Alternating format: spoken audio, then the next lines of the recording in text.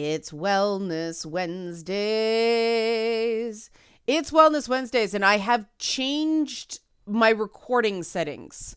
A commenter, I think it was last week, commented on the choppiness of the video, and I thought it was just my preview before then. I thought I was imagining it, but I've tweaked a few things.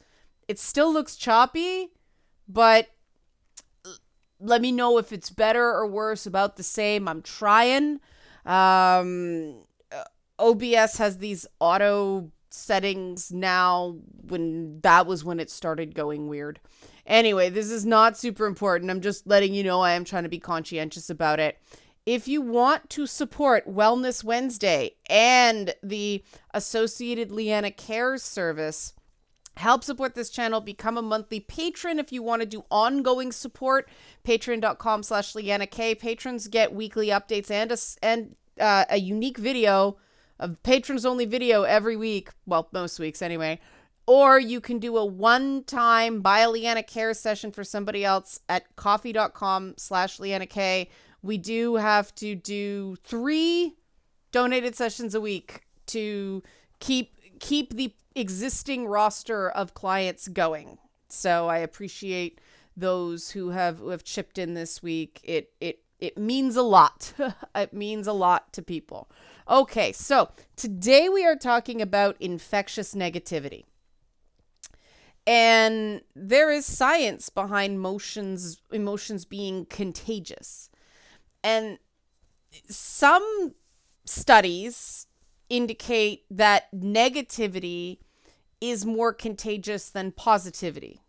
And I don't know if that's true or not. I didn't do enough research to see if those findings had been replicated properly or anything like that. It's a starting point of conversation. That's all. I do know that negativity is easy. Positivity takes work, because our brains are wired towards negativity because it keeps us alive, right? I say this all the time. Back in the olden days, if a bush rustled and you ran away and a little bunny hopped out, well, you just felt a little silly. But if a bush rustled and you ignored it and a tiger jumped out and ate you, well, then you were lunch, right? So we do sort of have a negative bias. Oh, wow, the frame rate's worse in this video, at least in my preview. Anyway, forgive it. The audio is still fine. We do have a negative bias in our thinking. And this is important to keep in mind, because when we start thinking about our views of the world and how to sort of retrain our thought processes so we can be our happiest, best selves, we have to keep in mind that the brain has that negativity bias. And I think actively work to counteract that, to get the most effective, most logical, most accurate take on things, right? It makes sense. If humans naturally have a negativity bias, then we should force a bit of positivity to counteract that bias, right? Doesn't matter if the negativity bias is natural or not natural. It's still a bias. Now, I find it's easier to stay positive when other people around you are at least making the attempts to be positive. You know, if somebody's legitimately going through a bad time, they should say so. Hiding things, not feeling your feelings, is not positivity. It's going numb. The nice thing about generally being a positive person is when you do not feel great, then, you know, hopefully you have other people around you who are emotionally mature and positive, and they can be there for you, right? But if you're around a whole bunch of negative people, then they're so busy outrunning their own negativity that they can't be there for you, because they don't have any reserves yet. They don't have any emotional resilience or compassion. And you got to watch this, because I find the people that chastise other people directly, you know, the don't be negative thing, are some of the most internally negative people I know, which is why they can't hear somebody go, you know what, my life just sucks right now. If you got a person around you who goes, don't be negative, smile when you're going through a bad time, that person probably doesn't have great internal self-talk. Because if they can't handle another person going through a bad time, what does that say about them? Right. A truly positive person can sit with you and sit with that and either go, this bullshit, what's happening to you is bullshit, or go, what can I do? Or a combination of both, right?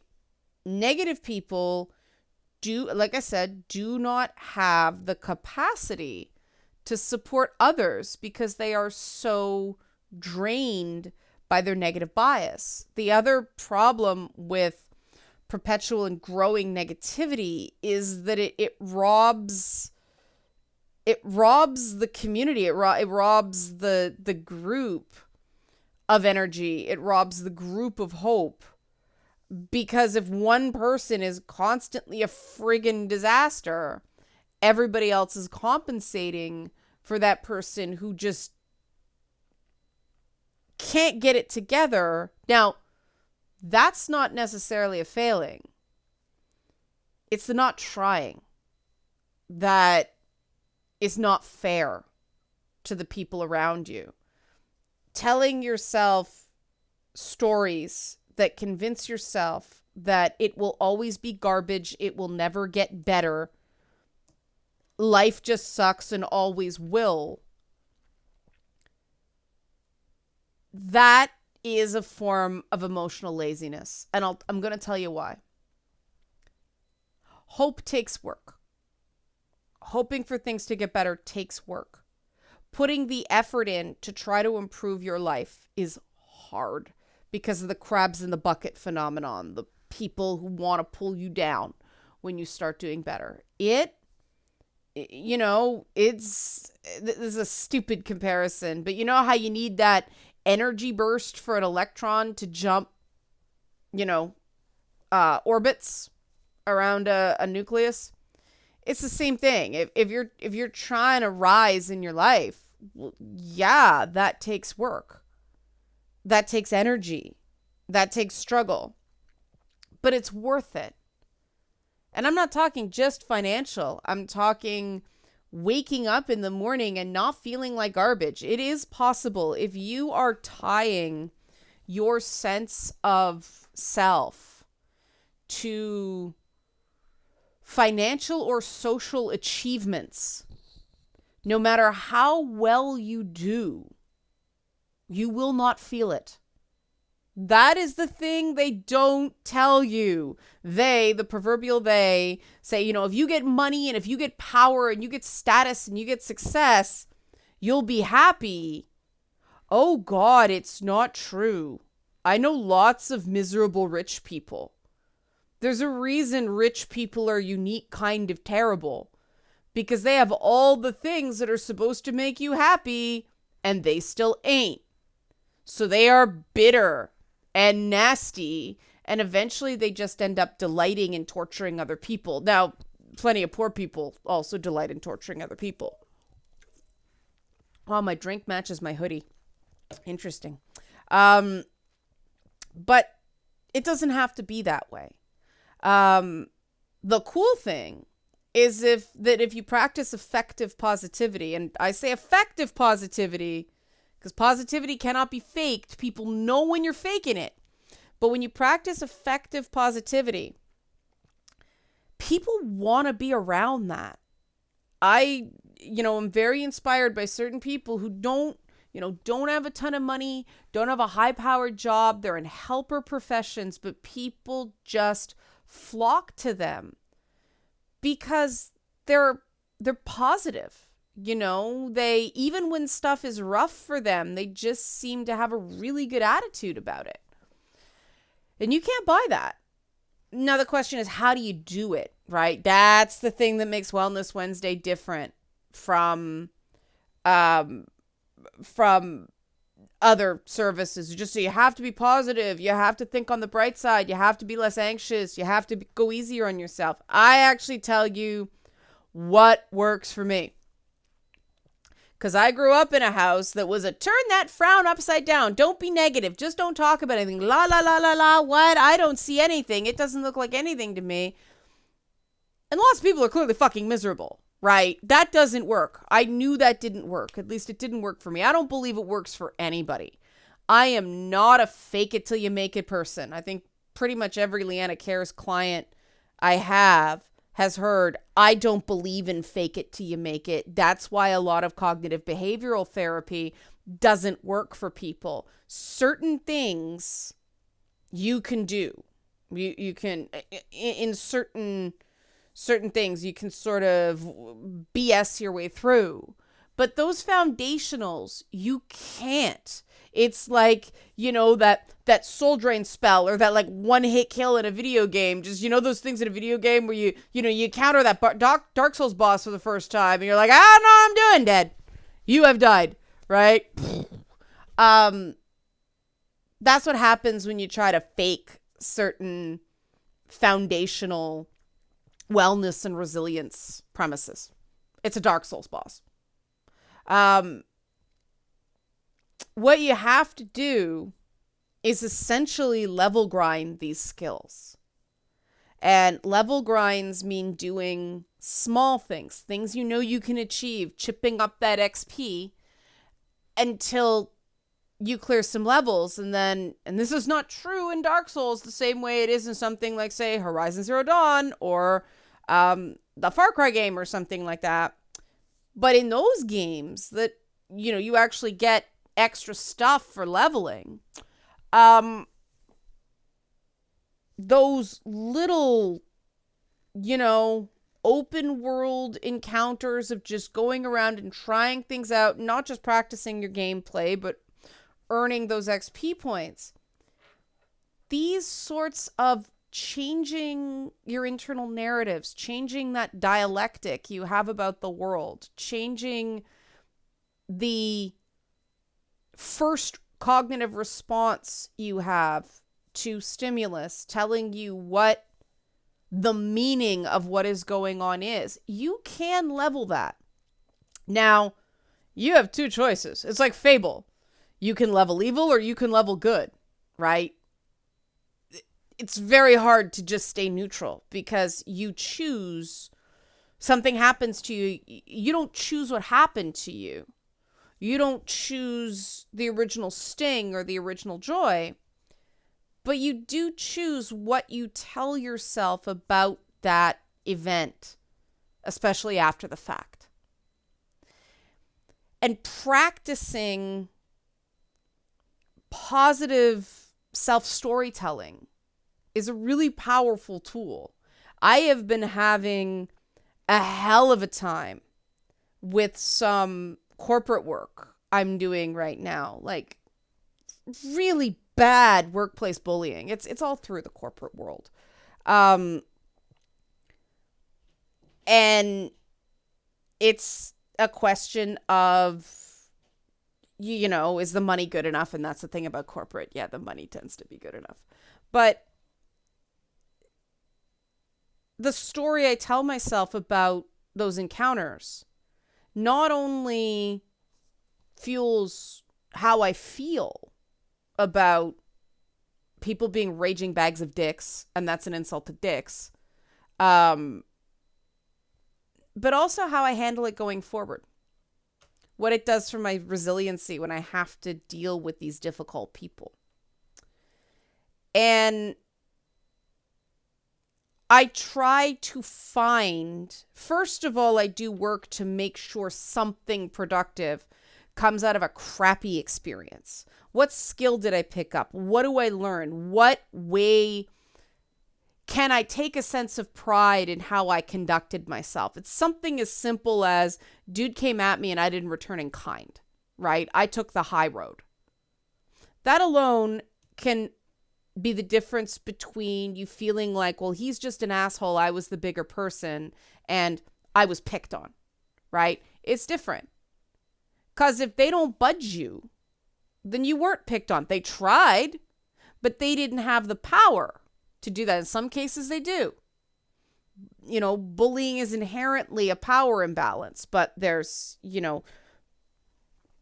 different severities of bullying. I do not have, a single source of income. Therefore, one of the things I have to do for me is tell myself, I keep doing this because I choose to, not because I have to. That makes me feel like I'm not forced, I'm not trapped. That's a really important thing. And it's gotta be real. One of the sort of things I practice in difficult job situations is telling myself it is totally okay to walk away. Because it is. You don't have power in positions like that unless you are prepared to go, thanks for the opportunity. I'm going to pursue others, right? It sounds so weird. Like, well, if you quit, they don't care. So what? Then you're done, right? You don't drive yourself insane, especially now with so many people changing jobs and there being so many vacancies. If you want to stay in the job because you think it's better than looking for work, all right, great. But looking for work right now is a totally viable option. That's just one example here. That's just one example. With friends, it's the same.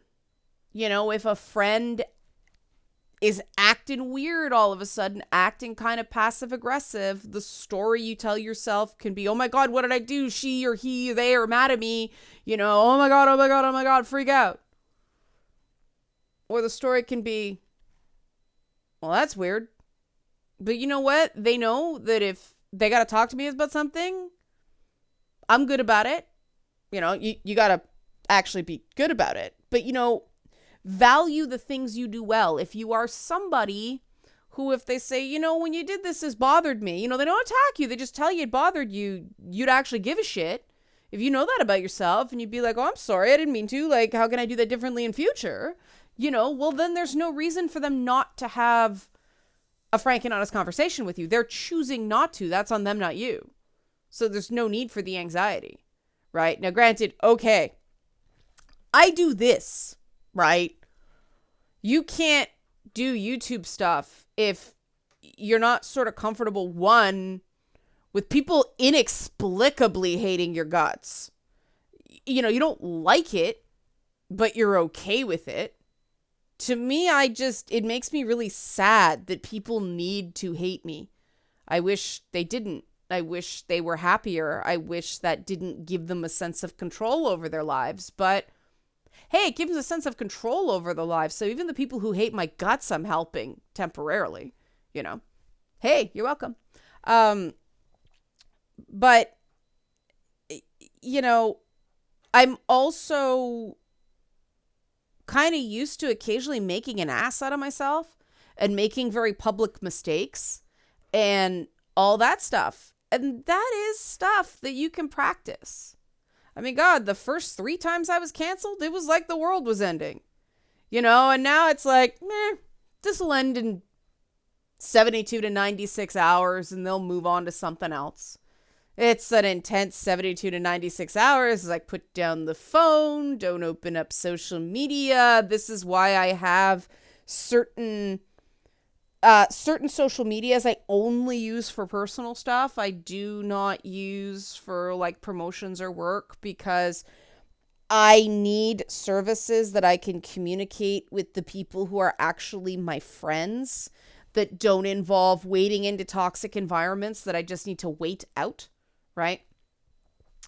That's one thing you can do to do that. But there are structures. There are alternative narratives. There are different ways of navigating difficult situations and good situations. You have to be able to enjoy when things are good.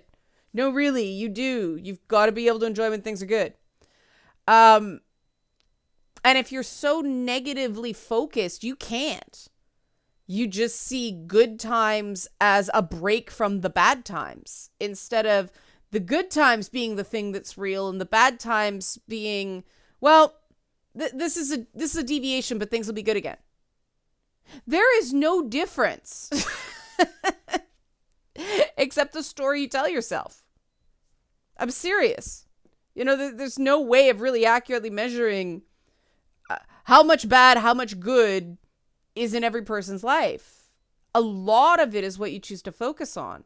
I know people who have lifelong profound disabilities and they're very happy people. I know people who have chronic pain and they're very happy people. And no, I have a friend. She's legitimately a super happy person. And she's got like severe fibromyalgia. But she's still, her default state is happy. I'm like, there came a day where for the longest time, I'm like, I don't know how she does it. Then I'm like, you know what? I'm going to kind of watch and see how she does it. And I still don't entirely know, but I know more. Yeah, try it. Try just when something happens, when you feel those negative thoughts creeping in, try to tell yourself another version. Now, how do I do that? How do I take the first step? I got you. I'm not going to leave you saying just do it. Find a really good friend and tell them what's going on and see what they say about what happened.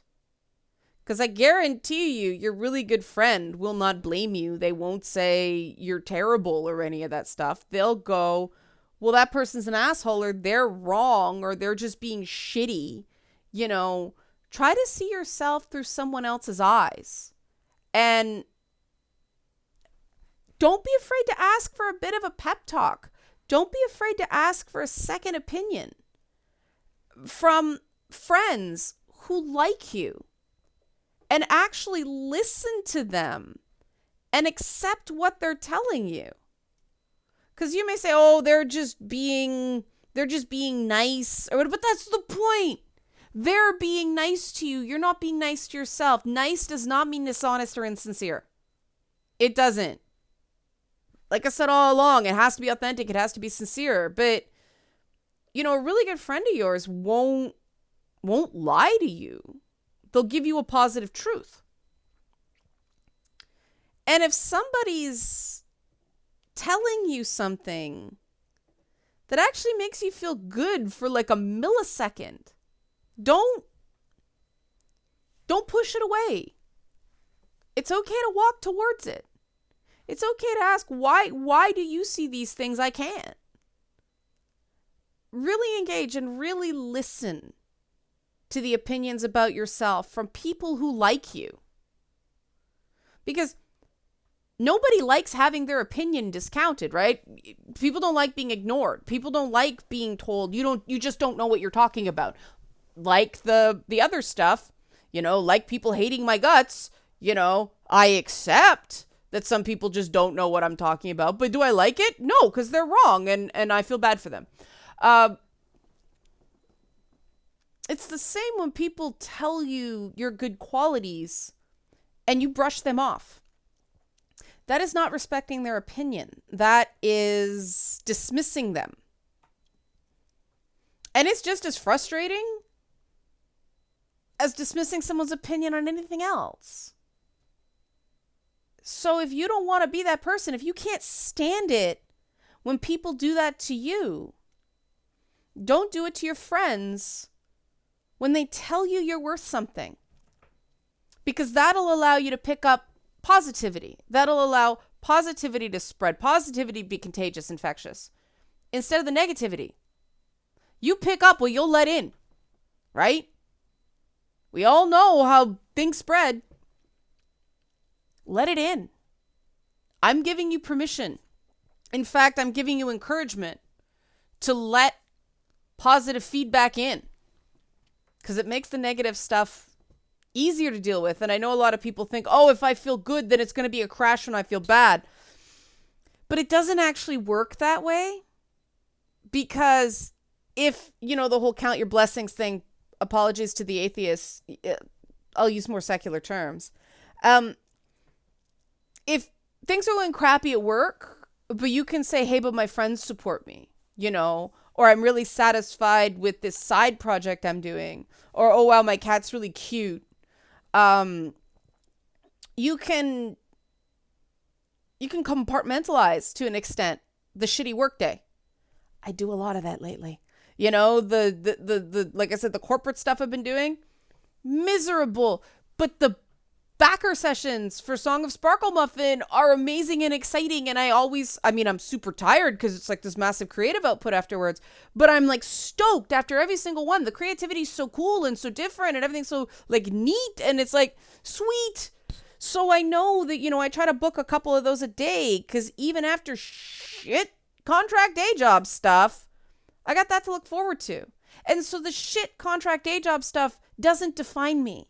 It isn't the biggest part of my reality, right? And that's true of, a friend does something kind of mean. It's like, whoa, it stings. I'm like, what's going on? I may lose some sleep one night over it, but then another friend does something awesome. And it's like, okay, I still got friends. My whole world is not the bad thing. That is a thing. That's real. But look at all the other stuff I got. I'm going to focus on that because you know what? If somebody's got an issue with me and they don't tell me what it is, that's on them, not me. I know I mean no harm. And that's a truth. And so anybody that thinks I mean harm is wrong. I'm the authority on that, right? So I don't stress it the same way I used to when I was younger, and that's the problem with high school is high school popularity is survival. So we get trained to feel like we're dying if people are mad at us. And in some people's families of origin also, appeasing the abusive caregiver was survival. And that is a very real instinct, and that is something you have to level away from. You have to train yourself, literally train your body out of that physiological response. It can be done. It does take a lot of work. Like I said, it's leveling, it's grinding. It's small things, getting those easy wins, relatively easy wins. That's how you do it. Not expecting to beat a Dark Souls boss. Oh man, wouldn't that be a funny parody? Bark Souls. It's all dogs. Anyway, nobody expects to beat a Dark Souls boss on the first crack. If you do, hey, you fluked it, you cheesed it, congrats. But nobody expects that, right? It's the same thing with this stuff. Level. Get the easy wins. Seek out positivity. Seek out those successes. Treat life like a video game. That way. If something keeps making you feel like you have died, take another approach. Because that's not how you win. That's not how you get good. Right? Right. All right. You know what's coming. Help support this channel. Either become a monthly patron for ongoing support, patreon.com/LeannaK, or buy a Leanna Care session for someone else so they can get this one-on-one stuff and get the honest, positive opinion about. That's one of the things I do. I honestly tell people what I think they do right. Coffee.com/LeannaK. Thanks everybody for watching and be well.